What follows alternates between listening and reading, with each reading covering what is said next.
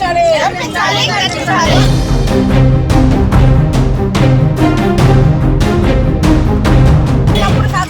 Back వచ్చేది.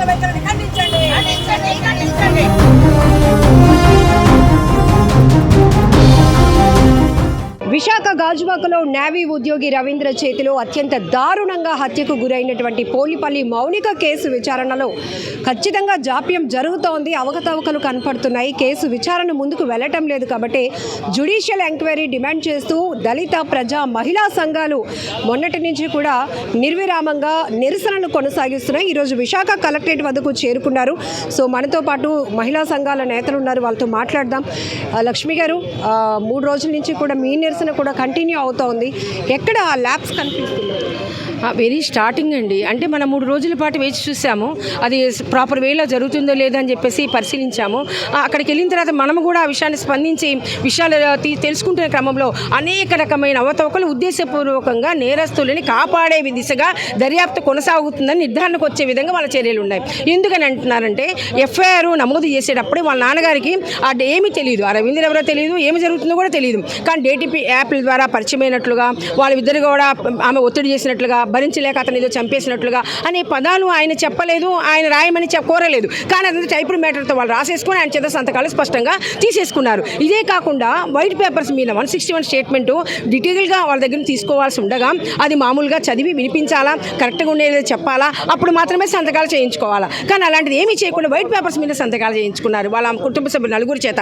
చేయించుకున్న తర్వాత మళ్ళీ అంత తొందర ఏమొచ్చిందండి, మళ్ళీ తెల్లవారే 164 స్టేట్మెంట్కి జడ్జి గారిగా తీసుకెళ్లారు. ఏమైనా తెలుసు, నాకు ఇవన్నీ విషయాలు తెలిసిన సాక్షులు రేపు మాట మారుస్తారేమనే ఉద్దేశంతో 164 కట్టిస్తారు. కానీ అట్లాగే ఆయన ఏమి తెలియదన్నా కూడా ఆయన దగ్గర 164 కమిట్ చేస్తే తెలియదనే విషయాన్ని మళ్ళీ ఎవరైతే ఈ ముద్దాయి ఉన్నాడో, ఎవరైతే నేరస్తుడని చెప్పబడుతున్నాడో రవీంద్ర, అతను ఒక్కడే అంటున్నాడు, ఆయన వేసుకున్నాడు కాబట్టి ఆయన ఒక్కడే అందాం.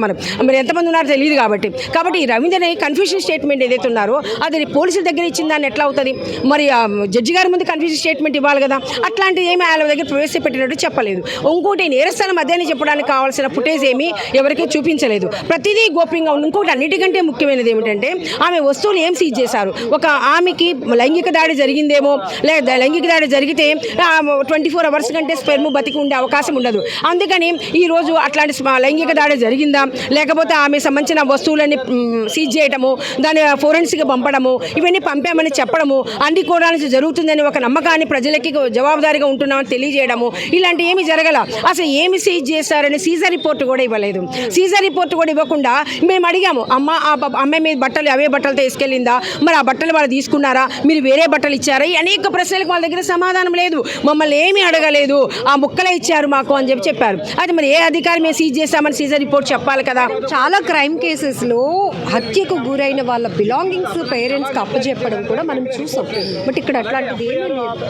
అట్లాంటివి ఏమి లేకుండా మీ అమ్మాయి దగ్గర ఏమున్నాయి మీరు రాసి ఉండండి, వాళ్ళకేం తెలుసు, ఇంట్లో నుంచి రోజు జాబ్కి వెళ్ళే పాప, ఆ అమ్మాయి దాంట్లో ఏముంటుంది వీళ్ళకి ఏం తెలుసు. మా పాప దగ్గర మామూలుగా బంగారు వస్తువులు ఉంటాయండి, ఆ అమ్మాయి ఏటీఎం కార్డు ఇవన్నీ కూడా బ్యాగ్లో ఉంటాయండి, ఇవంటి వాళ్ళ ఏమి ఇవ్వలేదు. ఆ అమ్మాయి బ్యాగ్ ఇవ్వలేదు, ఆ అమ్మాయి చెప్పులు, ఆ అమ్మాయి షూస్ వేసుకొని వెళ్ళింది, మరి ఆ షూస్ ఏమైపోయినాయో, అవి ఎక్కడికి పోయినాయో, ఇట్లాంటివి ఏమి వెతకడానికి సంబంధించిన దాంట్లో ఏమి వాళ్ళు ప్రయత్నం చేయడం లేదు.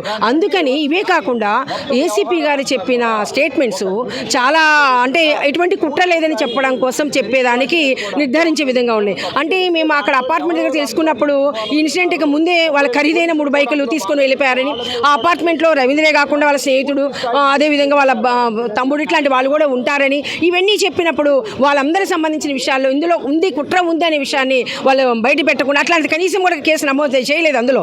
అంటే ఇలాంటివన్నీ కూడా ఉద్దేశపూర్వకంగా లేకుండా క్షణికావేశంతో ముక్కు నోరు మూసే చచ్చిపోదాడని ఏసీపీ గారు అనటం అంటే ఆయన చెప్పిన స్టేట్మెంట్ని యథాతథంగా నమ్మేసి ఈరోజు చేయటం అంటే, మనం నిర్ధారించడం అంటే, ఇది నిర్ధారించే ముందు మనం ఎవిడెన్స్ ఇచ్చి నిర్ధారిస్తే అందరం కూడా దాన్ని మనం నమ్మొచ్చు. కాబట్టి ఇంతగా అందరి చేత బాధింపబడి అందరం కూడా దీనికోసం ఏమి చేస్తున్నారని చెప్పేసి మనం పరిశీలిస్తున్న ఈ నేపథ్యంలో ఇంత అవతబకలతో ఉద్దేశపూర్వకంగా నేరస్తులకు సపోర్ట్ చేసే విధంగా దర్యాప్తు యొక్క శైలి కొనసాగుతున్న ఈ నేపథ్యంలో ఇది సరికాదు. కాబట్టి మీరు ఉన్నత స్థాయి అధికారులతో విచారణ జరిపించాలి, కాబట్టి జ్యుడిషియల్ ఎంక్వైరీ జరిపించాలనే డిమాండ్ మీద ఈరోజు మేము అన్ని సంఘాలు కూడా కలిసి త్రూ ప్రాపర్ ఛానల్ కలెక్టర్ గారి ద్వారా ప్రభుత్వం ఉద్దేశంతో ఇక్కడికి రావడం జరిగింది. సో అడ్వకేట్ గిరిధర్ గారు కూడా ఉన్నారు, సార్తో మాట్లాడదాం. కేసు ఇన్వెస్టిగేషన్లో జాప్యం జరుగుతుంది అనుకుంటున్నారా? అసలు ఇన్వెస్టిగేషనే సరిగ్గా జరగట్లేదు అనుకుంటున్నారా? ఇన్వెస్టిగేషన్లో జాప్యం లేదండి. ఇన్వెస్టిగేషన్లోని పూర్తిగా అసలు నేరాన్ని మూసివేయడానికి నేరాన్ని తప్పుదో పట్టించడానికి కావాల్సిన సమయాన్ని తీసుకుంటున్నారు తప్ప ఇన్వెస్టిగేషన్లో జాప్యం కాదు. ఇది ఇన్వెస్టిగేషన్ అనేటువంటిది సీరియస్ అఫెన్సెస్లో ఎలా చేయాలనేటువంటి దానికి ప్రాపర్ గైడ్ లైన్స్ ఉన్నాయి, అవి ఫాలో అవ్వాలి. అసలు ఇందులో మొదటి నుంచి మనం చాలా చిన్న విషయాలే గమనించవచ్చు. నేరస్థలం ఇది, సీన్ ఆఫ్ అఫెన్స్ ఇది అని చెప్తున్నారు, కానీ క్రైమ్ సీన్ అదని నిరూపించడానికి ఏ రకమైనటువంటి ఆధారాలు లేవు.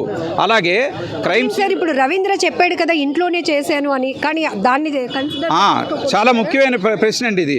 అసలు ఈ రవీంద్ర అనేటువంటి ఒక ఎక్యూజ్డ్ వచ్చి ఇది నేరస్థలం అని చెప్తాడు, నేను ఇక్కడ చంపానని చెప్తాడు, నేనే చంపానని చెప్తాడు.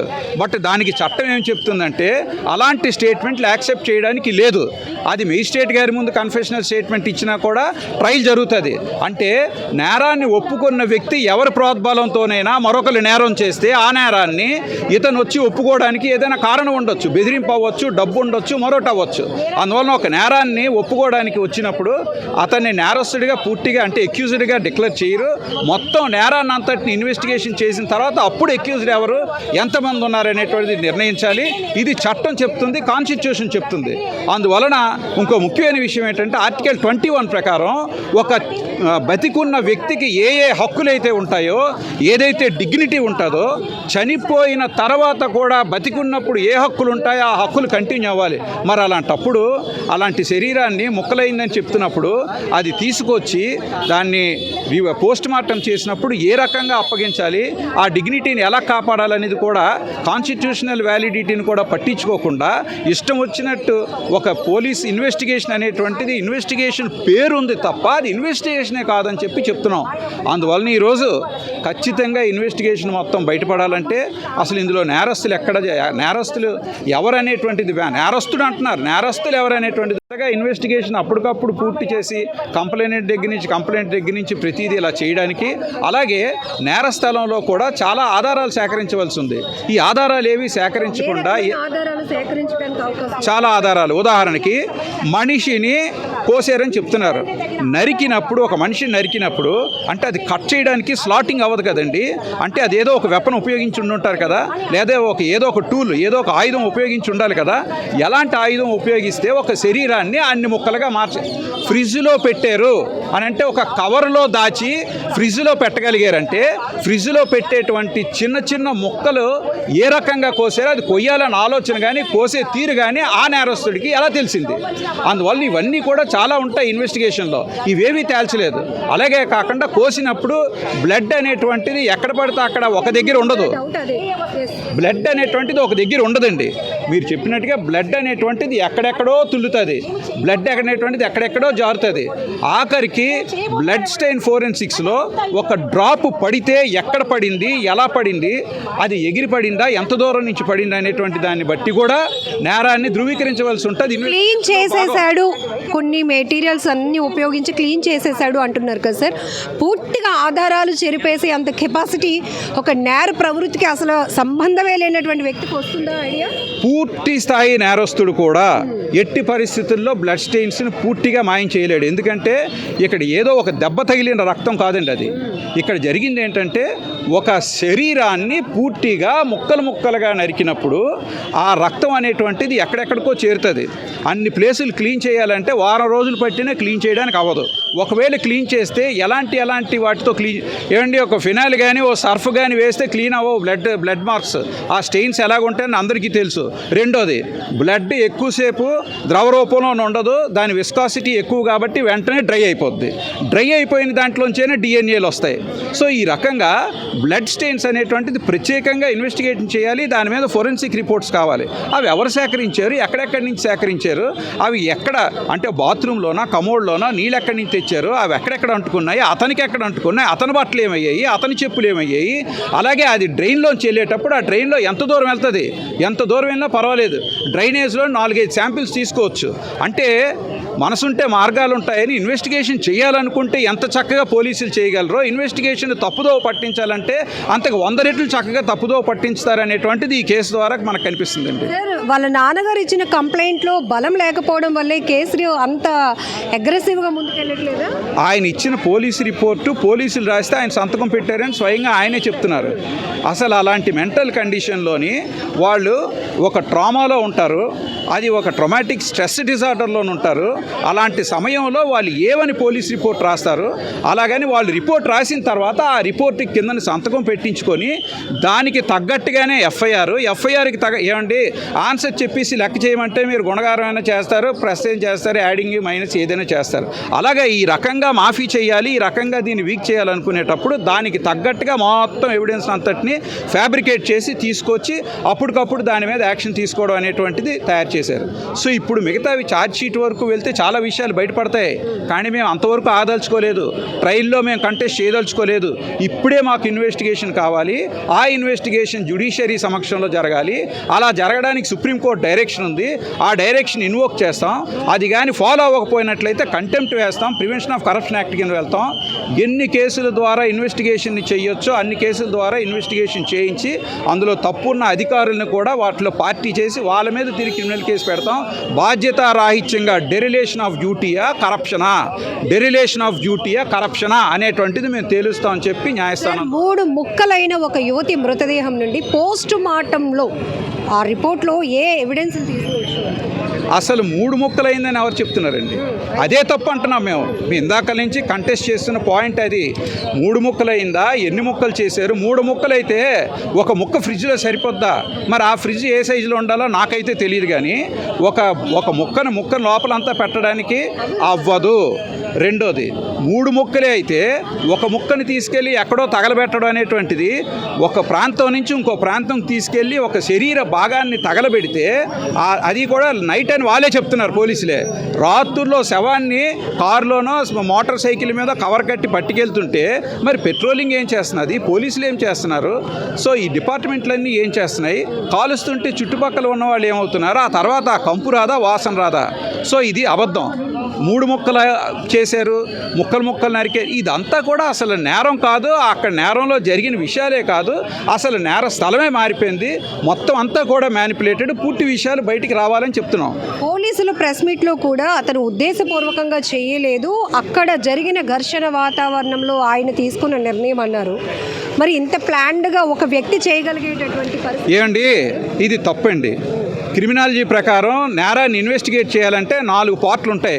ఫస్ట్ ఇంటెన్షన్ ఉండాలి, తర్వాత వాడు ప్లాన్ చేసుకుంటాడు, తర్వాత ప్రిపేర్ చేస్తాడు, తర్వాత దాన్ని కమిట్ చేస్తాడు. ప్రిపరేషన్ అంటే ఏంటి? ఇప్పుడు అమ్మాయిని చంపడం కానీ, ఆ అమ్మాయిని మౌనికని ముక్కల కింద నరకడం కానీ, ఇవన్నిటికి ఏవైనా కొన్ని ఆయుధాలు టూల్స్ అప్లియన్సెస్ కావాలి కదా. అంటే అదంతా ప్రిపరేషన్. అంటే ముందు ఇంటెన్షన్ ఉంటేనే ప్లాన్ ఉంటేనే ప్రిపరేషను.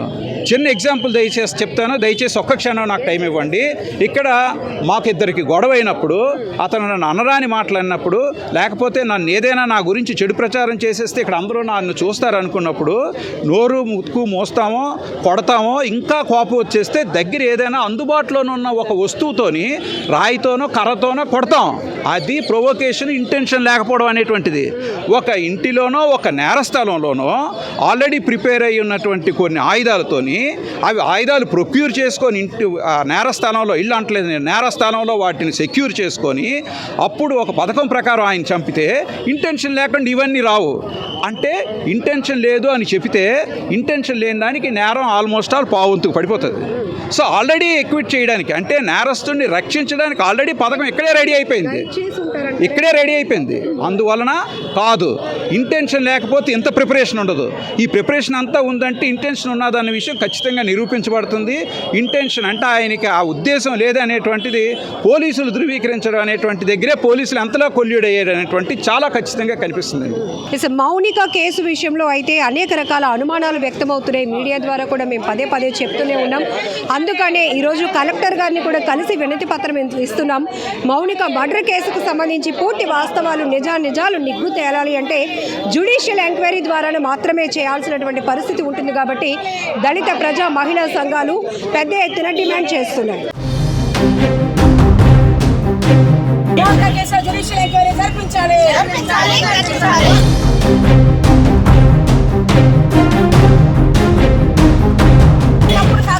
బ్యాక్ వచ్చేస్తుంది.